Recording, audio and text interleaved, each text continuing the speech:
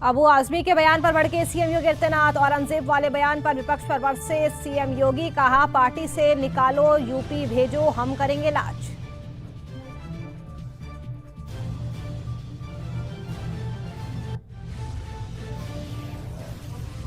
UP विधानसभा में हैरान कर देने वाला मामला आया सामने। विधायक ने गुटखा खाकर थूका। नाराज विधानसभा अध्यक्ष सतीश महाना ने लगाई फटकार। कहा, मैंने सीसीटीवी में देखा।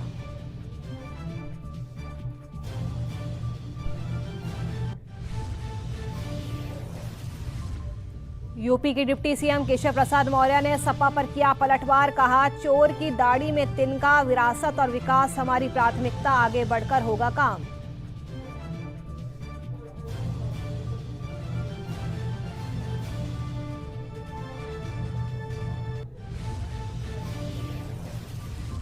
बसपा सुप्रीमो मायावती ने पार्टी में किया एक और बड़ा बदलाव। रणधीर बेनीवाल को बनाया पार्टी का नेशनल कोऑर्डिनेटर। आनंद कुमार रहेंगे उपाध्यक्ष।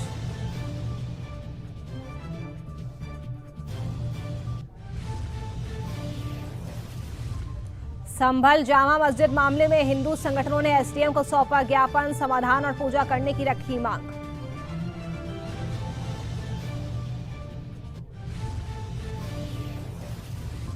गाजियाबाद में पुलिस और बदमाशों के बीच हुई मुठभेड़। जवाबी फायरिंग में एक बदमाश हुआ घायल। भारी मात्रा में अवैध हथियार बरामद। फरार आरोपी की तलाश में जुटी पुलिस।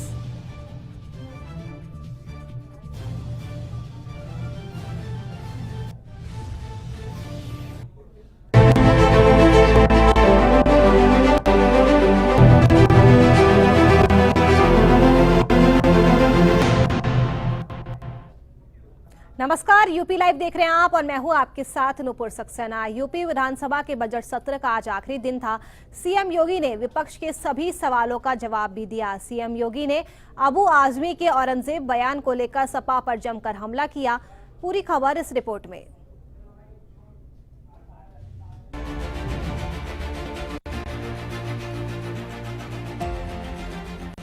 यूपी विधानसभा के बजट सत्र का आज आखिरी दिन था। इस दौरान मुख्यमंत्री योगी आदित्यनाथ ने विपक्ष के सवालों का करारा जवाब दिया। सीएम योगी ने अबू आजमी के बयान पर करारा जवाब देकर कहा कि सपा ऐसे व्यक्ति को अपना नेता मानती है जो भारत के लोगों पर जजिया कर लगाता था। ऐसे लोगों को पार्टी से बाहर करना चाहिए। समाजवादी पार्टी का नेता, आपका विधायक घोषणा करो ना, उस कमबख्त को निकालो पार्टी से और उसको एक बार यूपी भेज दीजिए। बाकी उपचार हम अपने आप करवा लेंगे। जो व्यक्ति छत्रपति शिवाजी महाराज की परंपरा पर गौरव की अनुभूति करने की बजाय लज्जा महसूस कर रहा हो और औरंगजेब को अपना नायक मान रहा हो, क्या उसको भारत के अंदर रहने का अधिकार होना चाहिए? और समाजवादी पार्टी को इसका जवाब देना चाहिए। और दूसरी तरफ औरंगजेब जैसे दुष्ट और क्रूर धर्मांध मंदिरों को तोड़ने वाले व्यक्ति को, भारत की आस्था को निर्ममता के साथ रौंदने का कार्य करने वाले व्यक्ति को महिमा मंडन करते हो। आखिर कौन सी नस ऐसी आपकी दबी हुई है कि आप लोग अपने उस व्यक्ति पर, उस विधायक पर नियंत्रण नहीं कर पा रहे हैं? और इसीलिए मैं कहना चाहता हूं कि खंडन क्यों नहीं समाजवादी पार्टी है, समाजवादी पार्टी खंडन करे इसका। और दुर्भाग्य है कि इन्होंने आदर्श किसको माना है, यानी औरंगजेब को वे लोग अपना आदर्श मान रहे हैं। औरंगजेब का पिता शाहजहां अपनी जीवनी में लिखता है, अपनी आत्मकथा में लिखता है कि खुदा करे ऐसा कमबख्त किसी को पैदा न हो। उसने आगरा के किले में अपने बाप को कैद करके रखा, एक एक बूंद पानी के लिए तकाया। और इनको औरंगजेब पर गौरव की अनुभूति होती है तो ये लोग कम से कम पटना की खुदा लाइब्रेरी में जाकर के बार शाहजहां की ही जीवनी को पढ़ ले, देख ले, उसकी पीड़ा को देखें। हाँ, जिनका आचरण औरंगजेब जैसा है वे लोग औरंगजेब पर गौरव की अनुभूति करें। समाजवादी पार्टी डॉक्टर लोहिया के विचारों से कितनी दूर भाग चुकी है। आज राम को, कृष्ण को, शिव की परंपरा को, भारत की विरासत को कोसना ये समाजवादी पार्टी का मानो जीवन का उद्देश्य हो गया। अयोध्या में प्रभु श्री राम लला के प्रकटीकरण 500 वर्षों के बाद ना रामलला का विराजमान होना, राम राज्य की अवधारणा को लेकर के कि लोक मंगल की कामना के साथ यह बजट हमने प्रस्तुत किया था। और 25-26 का बजट सर्वे संतो निरामया इस भाव के साथ, वंचित को वरीयता इस भाव के साथ यह बजट प्रस्तुत किया गया। और महोदय, मुझे बताते हुए प्रसन्नता है कि वंचित को वरीयता आपने देखा होगा कि सरकार ने जो कदम बढ़ाए, केंद्र में 10 वर्ष में 25 करोड़ लोग गरीबी रेखा से उभरे और प्रदेश में पिछले 8 वर्ष में किए गए प्रयास से 6 करोड़ लोगों को गरीबी रेखा से ऊपर उठने में मदद मिली है। बजट में हम लोगों ने अंत्योदय से एक उन्नत अर्थव्यवस्था के रूप में, ईज ऑफ लिविंग से ईज ऑफ डूइंग बिजनेस तक, कृषि से लेकर के गरीब कल्याण तक, आस्था से आजीविका तक, शिक्षा से स्वावलंबन तक, संस्कृति से समृद्धि तक और महिला सशक्तिकरण के संकल्प को हम लोगों ने सम्मिलित करते हुए एक विकसित उत्तर प्रदेश की आधारशिला इसके माध्यम से हम लोग रखेंगे। सीएम योगी ने विधानसभा में विपक्ष को कड़ी चुनौती दी और सरकार की उपलब्धियां गिनाई और उन्होंने महाकुंभ से लेकर समाजवादी पार्टी के रुख तक कई मुद्दों पर अपनी बात रखी। सरकार ने बजट में पिछड़े वर्ग और स्वास्थ्य योजनाओं को प्राथमिकता दी है। ब्यूरो रिपोर्ट, सूर्य समाचार। वहीं उत्तर प्रदेश विधानसभा से एक हैरान कर देने वाला मामला सामने आया। विधानसभा के अंदर पान मसाला खाकर गंदगी फैलाने का ऊपर बवाल मच गया। विधानसभा अध्यक्ष सतीश महाना ने नाराजगी जताई। सतीश महाना ने विधायक को फटकार भी लगाई।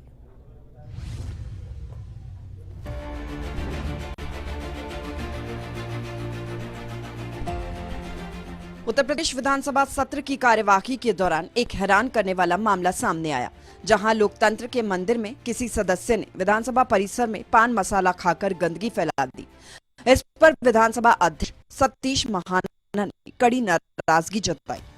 अध्यक्ष सतीश महाना ने कहा, मैं किसी सदस्य का नाम नहीं लूंगा, लेकिन मैंने सीसीटीवी से आकर मिले, नहीं तो मैं उन्हें बुलवा लूंगा। घटना के बाद विधानसभा कड़ा फैसला लेते हुए तत्काल प्रभाव से विधानसभा परिसर में पान मसाला का खाने पर प्रतिबंध लगा दिया। साथ ही अब अगर कोई भी सदस्य परिसर में पान मसाला या गुटखा खाता पाया गया तो उस पर 1000 रुपए का जुर्माना लगाया जाएगा और उसके खिलाफ आवश्यक कार्रवाई होगी। विधानसभा परिसर में तत्काल प्रभाव से पान मसाला, गुटखा आदि के प्रयोग पर प्रतिबंध लगा दिया गया है।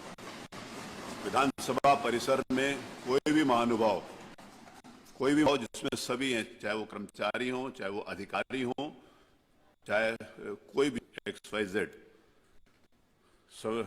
विधानसभा परिषद में कोई भी महानुभाव विधानसभा सचिवालय के अधिकारी कर्मचारियों द्वारा पान, गुटखा आदि के प्रयोग करने पर 1000 रुपया जुर्माना लगाया जाएगा एवं इस संबंध में नियमानुसार आवश्यक कार्रवाई की जाएगी। जो अपने सदस्य को बढ़ाने की बात कर रहे हैं उनका नाम नोट कर लें, अगर वो थूकेंगे तो उनसे बढ़ा कर लिया जाए। उत्तर प्रदेश विधानसभा में हुई इस घटना ने लोकतंत्र के मंदिर की गरिमा पर सवाल खड़े कर दिए। विधानसभा अध्यक्ष ने इसे गंभीरता से लेते हुए सख्त चेतावनी दी और परिसर में पान मसाला और गुटखा को पूरी तरह प्रतिबंधित कर दिया। ब्यूरो सूर्य समाचार। बसपा में आकाश आनंद का मामला अभी शांत नहीं हुआ था कि अब मायावती ने भाई आनंद कुमार से भी बसपा के नेशनल कोऑर्डिनेटर पद की जिम्मेदारी वापस ले ली। मायावती के भाई आनंद कुमार अब बसपा के नेशनल कोऑर्डिनेटर नहीं होंगे। आनंद बसपा के अब राष्ट्रीय उपाध्यक्ष बने रहेंगे।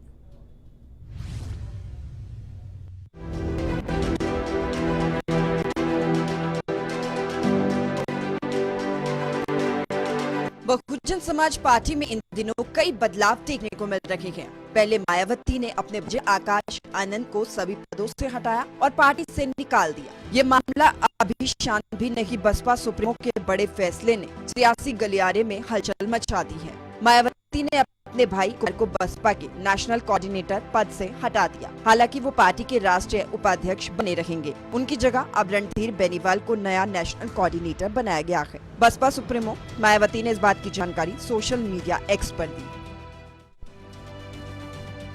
काफी लंबे समय से निस्वार्थ सेवा व समर्पण के साथ कार्यरत बीएसपी के राष्ट्रीय उपाध्यक्ष आनंद कुमार, जिन्हें अभी हाल ही में नेशनल कोऑर्डिनेटर भी बनाया गया था, उन्होंने पार्टी व मूवमेंट के हित के मद्देनजर एक पद पर रहकर कार्य करने की इच्छा व्यक्त की है, जिसका स्वागत है। ऐसे में आनंद कुमार पहले की ही तरह बीएसपी राष्ट्रीय उपाध्यक्ष पद पर रहते हुए सीधे मेरे दिशा निर्देश में पूर्ववत अपनी जिम्मेदारियों को निभाते रहेंगे और अब उनकी जगह यूपी के जिला सहारनपुर निवासी रणधीर बेनीवाल को नेशनल कोऑर्डिनेटर की नई जिम्मेदारी दी गई है। इस प्रकार अब श्री रामजी गौतम राज्यसभा सांसद और रणधीर बेनीवाल ये दोनों बीएसपी नेशनल कोऑर्डिनेटर के तौर पर सीधे तौर पर मेरे दिशा निर्देशन में देश के विभिन्न राज्यों की जिम्मेदारियों को भी संभालेंगे। पार्टी को उम्मीद है कि ये लोग पूरी तरह ईमानदारी और निष्ठा के साथ काम करेंगे। बसपा में लगातार बड़े फैसले लिए जा रहे हैं, जिससे पार्टी में असमंजस की स्थिति बनी हुई है। पहले आकाश आनंद और अब आनंद कुमार को नेशनल कोऑर्डिनेटर पद से हटाना दिखता है कि मायावती संगठन में पूरी तरह से बदलाव कर रही हैं। अब ये देखना होगा ये बदलाव बसपा के लिए फायदेमंद साबित होते हैं या फिर पार्टी को इससे नुकसान होता है। ब्यूरो रिपोर्ट, सूर्य समाचार। चलिए एक बड़ी खबर का रुख करेंगे। कांग्रेस सांसद राहुल गांधी पर पेशी से गायब होने पर जुर्माना लगाया गया है। राहुल गांधी पर 200 रुपए का जुर्माना लगाया गया है। सावरकर को अंग्रेजों से पेंशन लेने वाला कहा था और इसी मामले पर उन्हें पेश होना था, लेकिन वो पेश नहीं हुए। लखनऊ कोर्ट ने राहुल गांधी को 14 अप्रैल को अब तलब किया है। तो बड़ी खबर आप तक पहुंचा रहे हैं। कांग्रेस नेता राहुल गांधी पर पेशी से गायब होने पर अब फाइन लगाया गया है। 200 रुपए का जुर्माना लगाया गया। राहुल गांधी ने सावरकर को अंग्रेजों से पेंशन लेने वाला बताया था और इसी विवादित बयान पर उनको पेश होना था। अब लखनऊ कोर्ट ने राहुल गांधी को 14 अप्रैल को बुलाया है।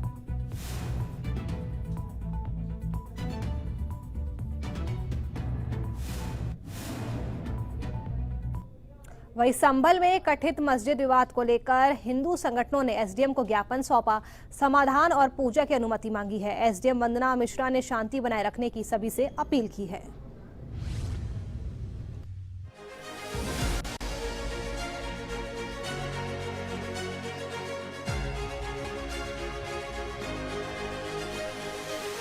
उत्तर प्रदेश के संभल जिले की कथित शाही जामा मस्जिद को लेकर विवाद बढ़ता जा रहा है, जहां हिंदू पक्ष की ओर से इस मस्जिद के मंदिर होने के दावे को लेकर मामला गरमाया और अब इसकी रंगाई पुताई को लेकर नया विवाद खड़ा हो गया है। इससे पहले मुस्लिम पक्ष ने इलाहाबाद हाई कोर्ट में अपनी रिपोर्ट दाखिल की। बताते हैं कि हाईकोर्ट में दाखिल आपत्ति को लेकर क्या हुआ। मस्जिद कमेटी ने एएसआई की रिपोर्ट दाखिल की आपत्ति। एएसआई ने मुस्लिम पक्ष की आपत्ति पर कोर्ट से मोहलत मांगी। हाईकोर्ट ने एएसआई को जवाब दाखिल करने के लिए 5 दिन दिए। हाईकोर्ट ने अगली तारीख 10 मार्च तय की। इलाहाबाद हाईकोर्ट की सुनवाई में मुस्लिम पक्ष यानी मस्जिद कमेटी ने आर्कियोलॉजिकल सर्वे ऑफ इंडिया की रिपोर्ट पर अपनी लिखित आपत्ति दाखिल कर दी है। इसके बाद से आर्कियोलॉजिकल सर्वे ऑफ इंडिया ने मुस्लिम पक्ष की आपत्ति पर अपना जवाब दाखिल करने के लिए अदालत से मोहलत मांगी है। इस पर हाईकोर्ट ने एएसआई को जवाब दाखिल करने के लिए 5 दिनों की मोहलत देते हुए अगली तारीख 10 मार्च तय की है।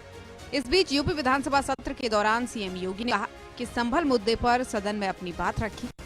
संभल का जिक्र करते हुए योगी ने कहा कि जो हमारा है हमें मिल जाना चाहिए, इससे इतर कुछ नहीं। तो ये जो हम कर रहे हैं ना, संभल में भी कर रहे हैं, ये आस्था का ही सवाल है। ये आस्था का ही सवाल है। ये जो कॉरिडोर बन रहे हैं, ये आस्था का ही सवाल है और उसी आस्था के सवाल के साथ जोड़ने के लिए ही सर ने इस आयोजन के साथ जोड़ करके और ये जो 7,500 करोड़ रुपए खर्च किए थे केवल कुंभ के आयोजन के लिए नहीं किए थे। हमारे यह आयोजन प्रयाग जैसी पौराणिक सिटी के सस्टेनेबल डेवलपमेंट के प्लान का एक व्यवस्थित विकास की एक रूपरेखा तैयार करने की भी थी और महाकुंभ के बहाने प्रयागराज के अंदर उस प्रकार के इंफ्रास्ट्रक्चर को देने में हम सफल। और विकास में हमारे कोई भी ऐसी धरोहर है तो उसको उजागर कर रहे हैं और विकास हमारी प्राथमिकता में है, जिससे हमारा प्रदेश नए भारत का नया उत्तर प्रदेश बन सके। इसी कड़ी में इस मामले में हिंदू संगठनों ने प्रशासन को ज्ञापन सौंपा है।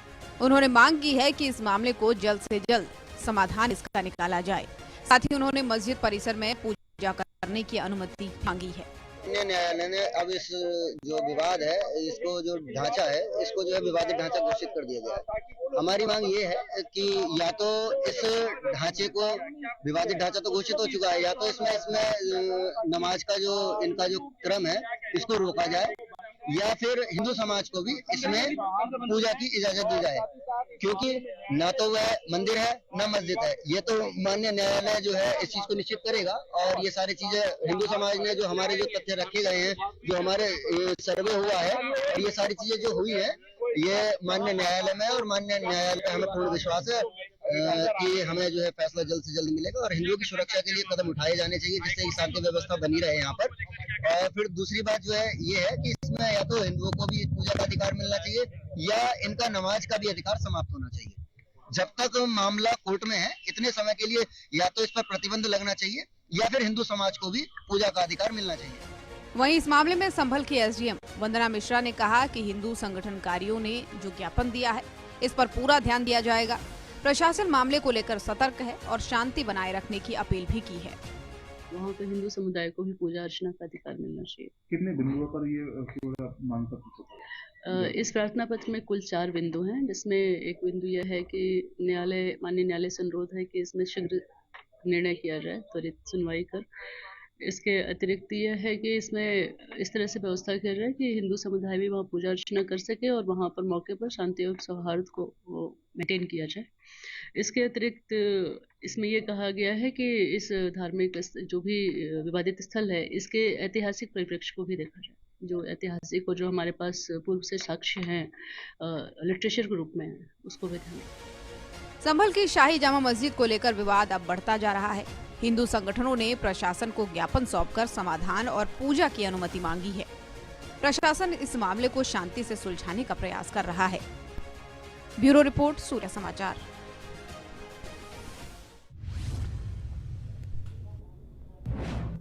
अयोध्या में रामलला के दर्शन करने के लिए श्रद्धालुओं की भारी भीड़ उमड़ रही है। इस दौरान श्रद्धालुओं की एक अनोखी पहल देखने को मिली। श्रद्धालु मंदिर परिसर में ईंट और पत्थरों से छोटे छोटे घरों का प्रारूप बना रहे हैं।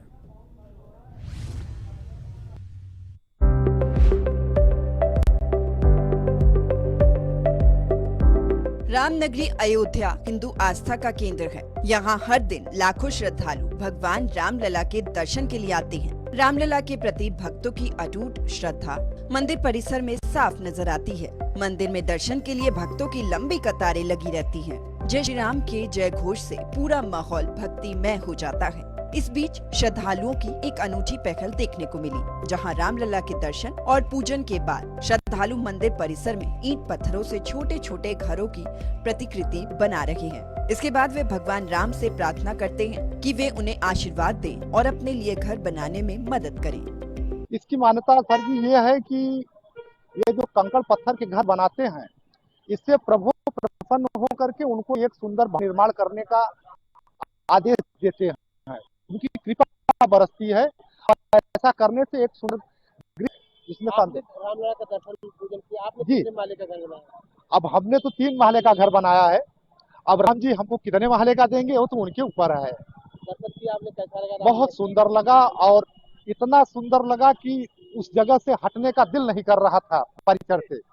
और वहां से अब क्योंकि और भी पीछे श्रद्धालु भाई लगे हैं तो 5 मिनट में ये लगता है कि उस जगह को खाली किया जाए, दूसरे भक्त को भी जगह दिया जाए। वहीं श्रद्धालुओं की इस भक्ति भावना और आस्था पर सीताराम दास महाराज ने कहा कि ऐसी मान्यता हमारे सनातन धर्म में है। देखिए, हमारे सनातन धर्म में 2 जो है परंपरा रहा है। एक शास्त्रोक्त रहता है, एक जो है लोकाचार रहता है। तो लोगों में ऐसा मान्यता है, पूर्वाचार्यों में ऐसा मान्यता है जो भगवान का जो है दर्शन करने के बाद वहां पर लोग जो है पत्थरों से जो मकान बना रहे हैं, यह भावना होती है कि जिस प्रकार से भगवान का भव्य दिव्य ऐतिहासिक मंदिर बना है, उसी प्रकार से जैसे भगवान का जो है भव्य दिव्य ऐतिहासिक मंदिर बना है, उसी प्रकार से हम लोगों का भी, दर्शनार्थियों का भी, श्रद्धालुओं का भी भगवान उनके ऊपर कृपा करके उसके जीवन में यश, सुख, शांति और वैभव प्रदान करें। ये मान्यता रहा है पूर्वाचार्यों का। लोकाचार का यह जो है लोकाचार रहा है। इसी लोकाचार के तहत लोग वहां जाकर के पत्थर के जो है घरौदा के तहत अपना मकान तैयार कर रहे हैं कि उनके जीवन में भी जो है छत देखने को मिले, घर देखने को मिले, जीवन में सुख, शांति, ऐश्वर्य, वैभव की प्राप्ति हो, यही मान्यता है। श्रद्धालुओं की भीड़ को देखते हुए प्रशासन ने सुरक्षा के कड़े इंतजाम किए। मंदिर परिसर में सफाई और दर्शन की व्यवस्थाओं को लगातार बेहतर किया जा रहा है। अयोध्या में श्रद्धालुओं की भीड़ लगातार बढ़ रही है। रामलला के दर्शन के बाद भक्त अपने घर की कामना करते हैं और प्रतीकात्मक घर बनाकर आशीर्वाद मांगते हैं। ये परंपरा उनकी अटूट आस्था को दर्शाती है। रामलला से जुड़े इस विश्वास से अयोध्या की धार्मिक महिमा और भी बढ़ गई है। ब्यूरो रिपोर्ट, सूर्य समाचार।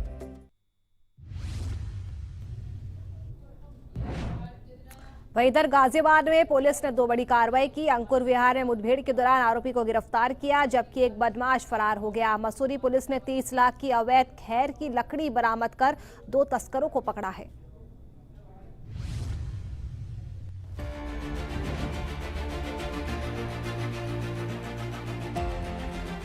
गाजियाबाद में अपराधियों के हौसले बुलंद हैं, लेकिन पुलिस भी मुस्तैद नजर आ रही है। बीते दिन शहर में 2 बड़ी घटनाएं सामने आई। पहली घटना थाना अंकुर विहार क्षेत्र की है, जहां पुलिस और बदमाशों के बीच मुठभेड़ हुई। बाइक सवार बदमाशों को पुलिस ने रोकने की कोशिश की तो वही बदमाशों ने पुलिस पर फायरिंग कर दी। पुलिस ने भी जब जवाबी फायरिंग की, जिसमें गुड्डू उर्फ शादाब नाम का बदमाश घायल हो गया, जबकि उसका साथी भाग निकला। पकड़े गए बदमाश के पास से अवैध हथियार, लूट के रुपए और चोरी की बाइक बरामद हुई। अंकुर विहार क्षेत्र में एक वांछित लुटेरा जिसका नाम गुड्डू उर्फ शादाब पुत्र शेख अफसर निवासी मकान नंबर 70D ब्लॉक गली नंबर 3 श्री राम कॉलोनी खजूरी थाना खजूरी खास दिल्ली को जो है पुलिस द्वारा तलाश किया जा रहा था। आज अभी कुछ देर पहले उसे पुलिस द्वारा जो है गश्त के दौरान एक व्यक्ति संदिग्ध हालत में आता दिखाई दिया बाइक से। पुलिस द्वारा उसे टोका गया तो उसने तमंचा निकाल करके पुलिस के ऊपर जानलेवा फायर कर दिया। पुलिस ने जवाबी कार्रवाई करते हुए उसके ऊपर फायर किया आत्मरक्षार्थ के लिए, जिससे उसके पैर में गोली लगी है। दूसरी बड़ी कार्रवाई थाना मसूरी पुलिस ने की, जिसमें 30 लाख रुपए की अवैध खैर की लकड़ी बरामद की गई और 2 तस्कर गिरफ्तार किए गए। थाना मसूरी पुलिस ने ईस्टर्न पेरिफेरल वे से 30 लाख रुपए की प्रतिबंधित खैर की लकड़ी बरामद की है। बहरहाल गाजियाबाद में पुलिस ने एक और बदमाशियों के खिलाफ सख्त कार्रवाई की तो वही अवैध लकड़ी तस्करी के नेटवर्क का भी भंडाफोड़ किया। दोनों ही मामलों में अपराधियों के खिलाफ कड़ी कार्रवाई की जा रही है। पुलिस की इस तत्परता से अपराधियों में डर पैदा होगा और कानून व्यवस्था मजबूत होगी। सूर्य समाचार के लिए ब्यूरो रिपोर्ट। वही अगली बड़ी खबर भी गाजियाबाद से सामने आ रही है। यहाँ पर अंसल बिल्डर के खिलाफ मुकदमा दर्ज हुआ है। प्रणव अंसल समेत कई पर धोखाधड़ी का केस दर्ज हुआ है। पब्लिक प्रॉपर्टी एक्ट के तहत दर्ज हुआ केस। डूंडा हेड़ा में 152 एकड़ में बना था इंटीग्रेटेड टाउनशिप। 848 भवनों की जगह 160 का ही निर्माण किया गया है। तो लगातार ये मामला तूल पकड़ता जा रहा है। अंसल बिल्डर के खिलाफ अब मुकदमा भी दर्ज हो चुका है। बड़ी खबर आप तक पहुंचा रहे हैं गाजियाबाद से। प्रणव अंसल समेत कई पर धोखाधड़ी का केस दर्ज। पब्लिक प्रॉपर्टी एक्ट के तहत ये मामला दर्ज किया गया है। डूंडा हेड़ा में 152 एकड़ में इंटीग्रेटेड टाउनशिप बनी थी। 848 भवनों की जगह सिर्फ 160 का ही कंस्ट्रक्शन किया गया है।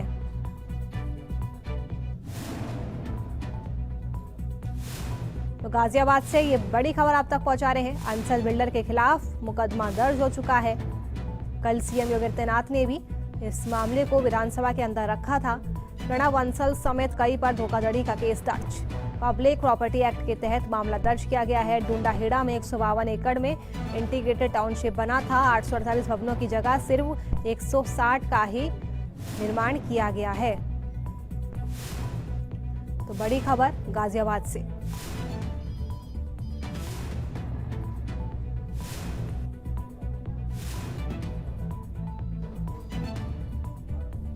अंसल बिल्डर के खिलाफ मुकदमा दर्ज हुआ। प्रणव अंसल समेत कई पर धोखाधड़ी का केस दर्ज हुआ है।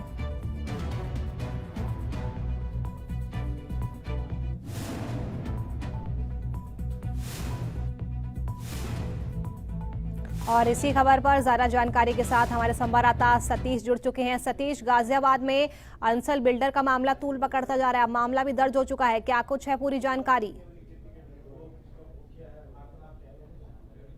के खिलाफ मुकदमा दर्ज हुआ है क्योंकि उन्होंने डुंडेड़ा में स्थित 152 एकड़ टाउनशिप लिया था, जिसमें उन्होंने बनाने के लिए वादा किया गया था, लेकिन उसमें अभी भी 160 का निर्माण करके सरकारी नियतों पर अनुसूचित लाभ नहीं मिल पाया, जिससे लोगों को खासी दिक्कतों का सामना करना पड़ा। वहीं लोगों का ये भी कहना है कि जैसे बनता गया उन लोगों को वो सुविधा नहीं मिल पाई, जैसे सीवर की समस्या हो या रोडों की समस्या हो, उससे भी लोगों को खासी दिक्कतों का सामना करना पड़ रहा था, जिससे बिल्डर के खिलाफ ये मुकदमा दर्ज किया गया है।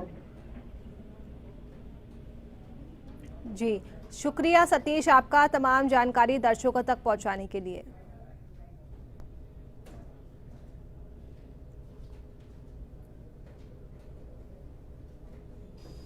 चलिए, फिलहाल के लिए यूपी लाइव में मेरे साथ इतना ही। खबरों का सिलसिला सूर्य समाचार पर लगातार जारी है। नमस्कार।